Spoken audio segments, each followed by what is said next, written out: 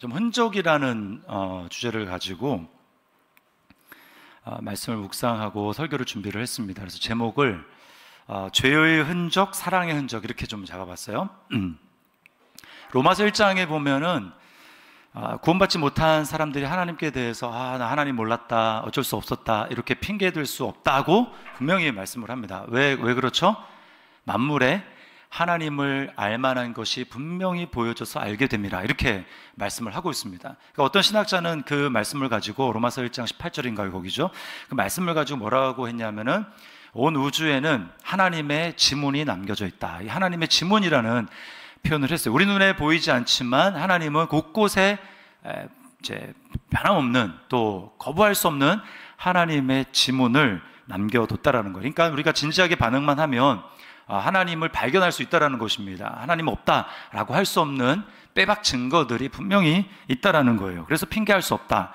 자, 그런데 만물에 하나님의 지문이 분명히 남겨져서 하나님을 알 수 있는 것과 똑같이 인간의 죄의 흔적들도 남겨져 있습니다.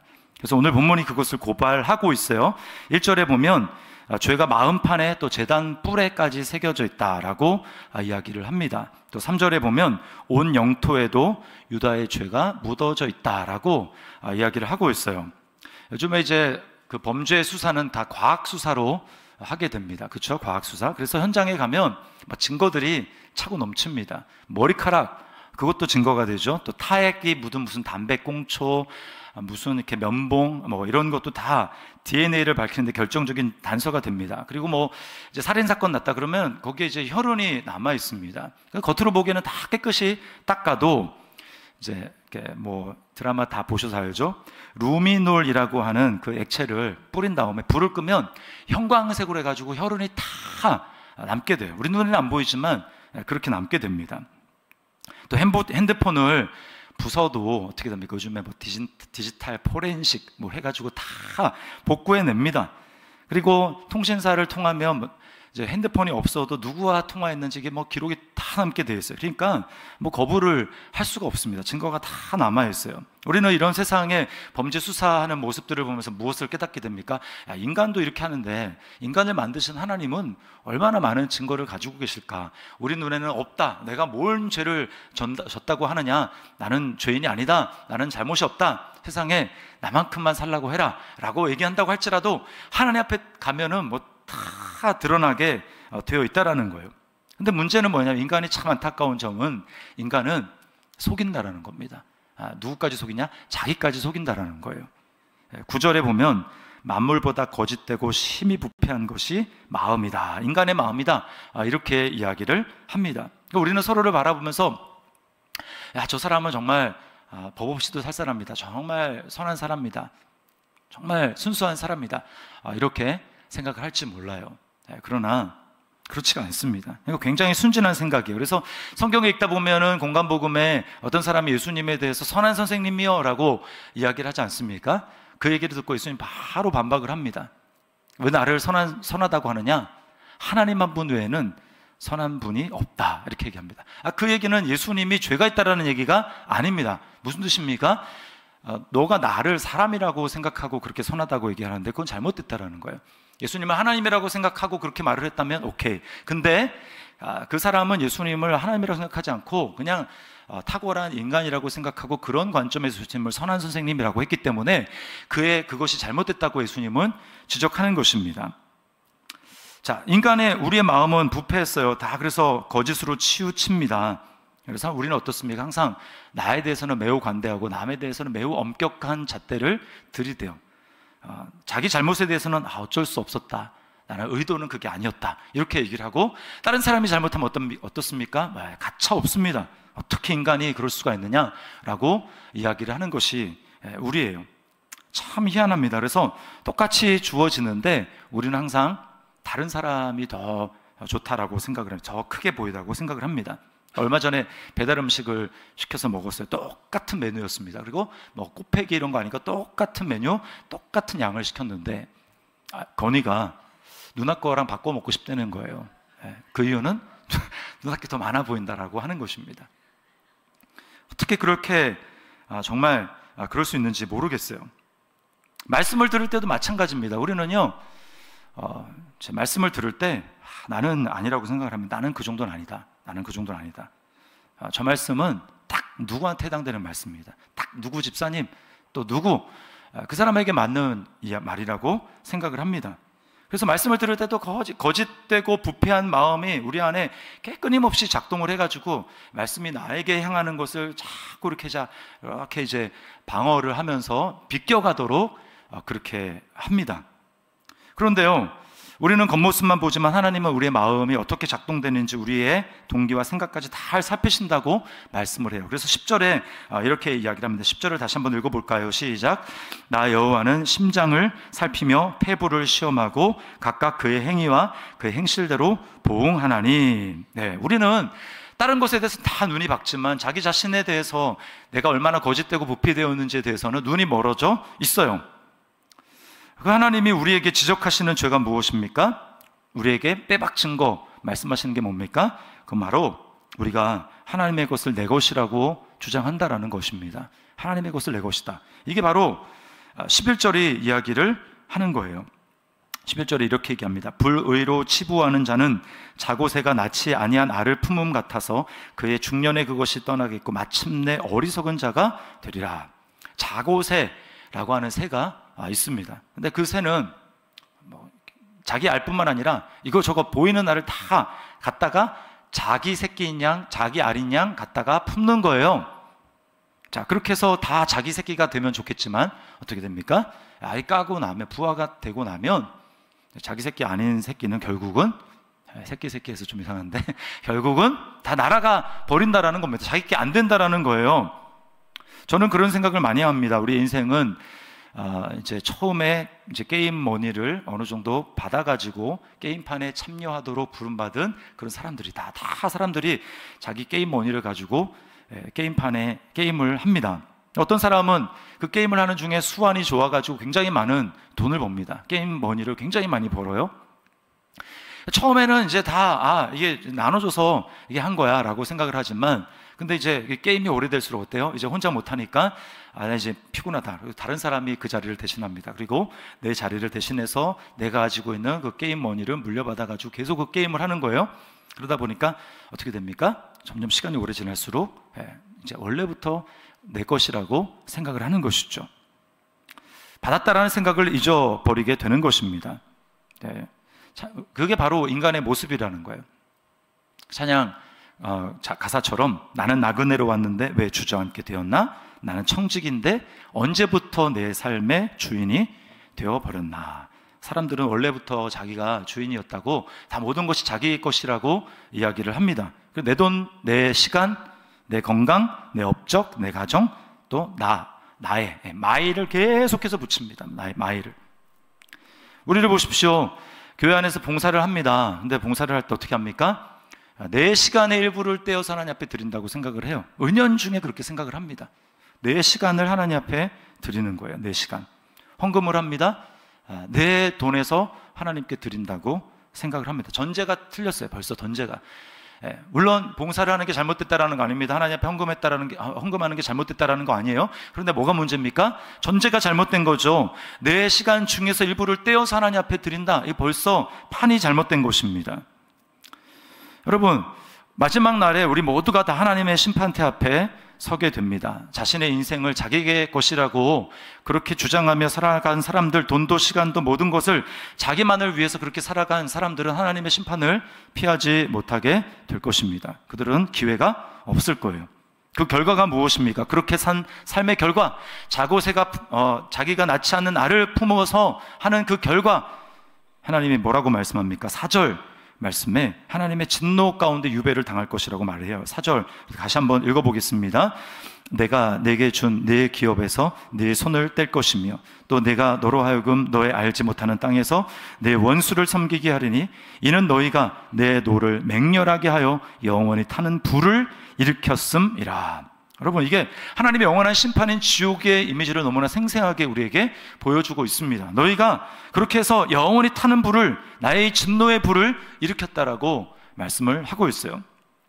여러분, 우리가 이런 운명을 당하지 않을 유일한 이유가 무엇입니까? 예레미야가 자기는 그런 진멸을 당하지 않게 해달라고 하나님 앞에 그렇게 얘기를 하고 있는데, 우리가 이런 운명을 당하지 않는 이유가 무엇입니까? 만약에 그런 이유가 있다면 그것은 딱 하나밖에 없어요. 그것은 하나님을 우리의 소망으로 삼기 때문입니다. 하나님을 나의 소망으로 삼기 때문이에요. 우리도 때때로 자주 시간을 나의 것이라고 생각을 하고 돈도 나의 것이라고 생각을 하면서 나 자신을 위해서 살 때도 있습니다. 가끔 있죠. 그러나 딱 한 가지가 달라요. 딱 한 가지가. 뭐가 다릅니까? 우리는 내가 만물보다 거짓되고 심히 부패한 마음을 가진 사람이라고 하는 것을 우리는 인정을 해요. 우리는 그것을 고백을 합니다. 알게 돼요. 물론 하나님이 알게 해주신 겁니다. 우리가 스스로 이거 절대로 깨달을 수가 없어요. 그것을 깨달았다, 그건 뭐냐 하면 하나님이 우리에게 밝히 보여주셨기 때문에 아는 것입니다. 내가 이런 정말 말도 안 되는 생각을 하고 있구나, 내 안에 이런 것이 있구나 라고 하는 것은 하나님이 우리에게 진리의 빛을 비추어주셔서 깨닫게 하시기 때문에 알게 된 겁니다. 내가 죄인이라는 사실, 하나님이 은혜의 빛을 비추어주지 않으면 절대로 깨닫지 못해요. 그렇게 인정하지 못해요. 그리고 그렇게 우리에게 하나님이 비추어주실 때 뭡니까? 우리는 딱 한 거, 잘한 거 하나 있는데 그게 뭐냐 하면 저 아닌데요 라고 변명하거나 핑계하지 않았습니다. 주님이 그렇게 비춰주실 때 하나님 향해서 맞습니다. 나는 그런 사람입니다. 그러기에 그런 나의 마음을, 부패하고 거짓된 나의 마음을 고쳐주실 분, 그분도 바로 나에게 그것을 알게 하신 바로 당신이십니다. 하나님이십니다 라고 고백하는 거예요. 자, 14절에 예레미야가 이렇게 고백합니다. 우리 같이 한번 읽습니다. 시작. 여호와여, 주는 나의 찬송이오니 이신이 나를 고치소서. 그리하시면 내가 낫겠나이다. 나를 구원하소서. 그리하시면 내가 구원을 얻으리이다. 아멘. 우리에게 소망이 있다면 하나님이 우리의 소망이 되신다는 것은 딱 이겁니다. 하나님, 내가 핑계하거나 변명하지 않겠습니다. 그러나 내 마음을 고쳐주십시오. 그러면 제가 낫겠습니다. 저를 구원하여 주십시오. 그러면 제가 구원을 얻을 수 있습니다 라고 하나님 앞에 고백한다라는 거예요. 그래서 하나님을 소망으로 삼았다라고 하는 것입니다. 우리가 꼭 기억할 것도 있습니다. 예수님을 믿는다라는 게 뭔가? 예수님을 믿는 것, 그것은 바로 그 예수님 앞에 주자를 붙이는 거예요. 주 예수 그리스도. 뭡니까?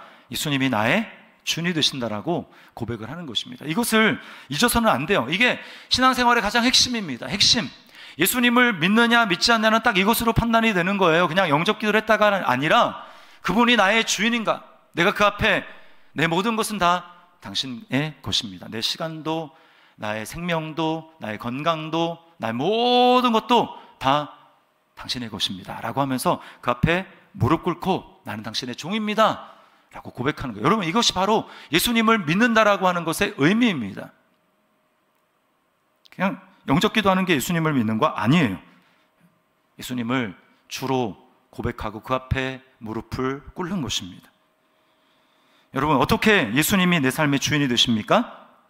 하나님의 것을 내 것이라고 여기며 그렇게 사는 나, 하나님의 통치를 거부한 나, 그래서 하나님의 진노를 일으켜서 하나님의 것을 자기 것이라고 하니까, 그 인생도 자기 것이라고 하니까 하나님의 영원히 불타오르는 그 진노, 꺼지지 않는 그 진노의 불 가운데로 들어가야 될 나를 위해서 주님이 대신 하나님의 그 진노를 받으셨기 때문입니다.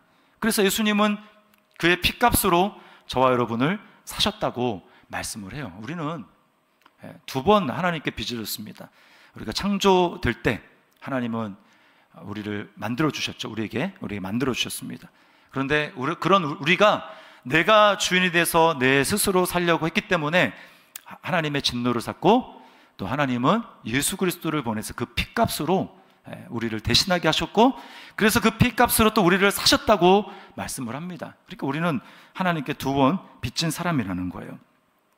십자가는 내가 하나님 앞에 하나님의 것을 내 것이라고 주장한 그런 죄의 증거가 남아있는 그 현장이 바로 십자가고요. 그리고 또 반대로 십자가는 바로 그런 나를 위해서 하나님이 자신의 아들을 희생시켜 나를 사랑하셨다라고 하는 그 하나님의 사랑의 빼박 증거가 바로 십자가입니다. 십자가는 두 개가 다 같이 있어요.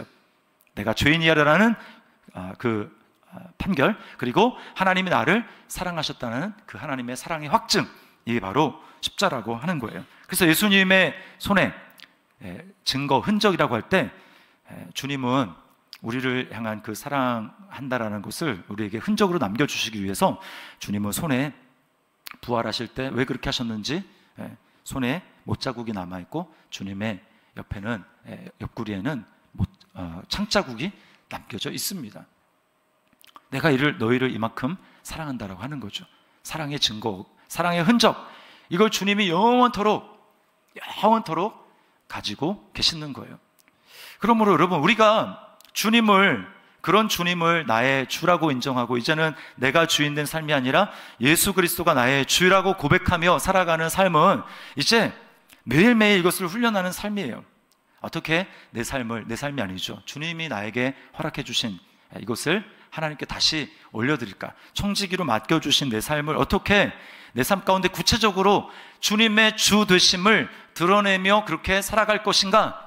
라고 하는 것입니다. 그리고 주님이 우리를 사랑하셔서 우리에게 이 흔적, 사랑의 흔적을 가지고 계신다면 이제 저와 여러분도 그냥 맹숭맹숭하게 신앙생활을 하는 것이 아니라 우리의 남은 생애는 어떻게 살아야 됩니까?